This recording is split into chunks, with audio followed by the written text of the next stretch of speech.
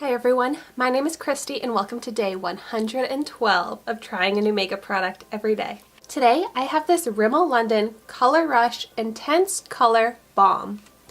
So my Dollar Tree just started selling Rimmel London, so I picked up a bunch of things when I was at the Dollar Tree recently, and this was one of them. I tend to really like Rimmel London products, so I was really excited to be able to find them for only $1. This sounds really nice because it claims to be long-lasting and moisturizing. I have it in the shade I Want Candy. Oh my gosh, it's like a big crayon. Does it roll up? Huh. Nice, you just twist it up.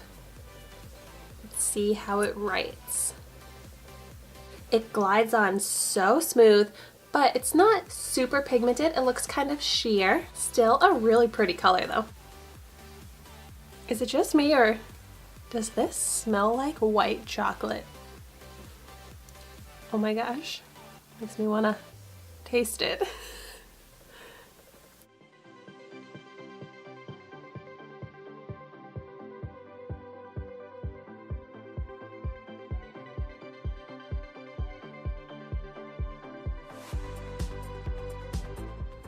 Wow, this is such a pretty color.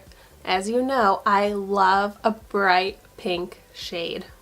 I love how easily this applies with the pointed large pencil. It's so quick and easy to get a precise shape. The color, now that it's on my lips, definitely looks like it has good pigment. It feels so comfortable and it looks very shiny, glossy. I didn't really expect it to have such a shiny finish. I will say when I first applied it, it was kind of like gathering where my lips were extra dry and chapped.